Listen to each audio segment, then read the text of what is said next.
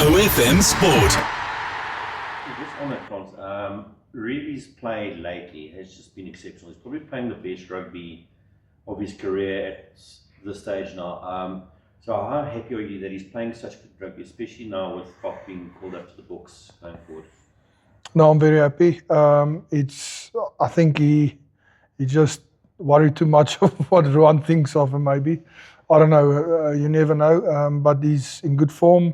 He's a valuable guy in the team. His experience is coming through as well with the rest of the guys. So I'm very happy with where Raymond is at the moment. You made mention of a possible debutant this weekend. Who can we look forward to running out for the first time? Yeah, Fizz is on the bench. Yeah, so we'll see how that goes. And good backup for Reevy, especially if you take that journey. It's been very similar to Reevy, Shimler's junior box, etc. So nice for Reevy to almost take a kid under his wings for a change.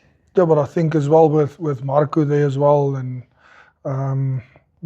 look, we want to give them some old heads on the outside as well to help to make the job a little bit easier as well. You can't just chuck him into the deep end. But I'm looking forward to see what he can do, and hopefully it's a good outing for him.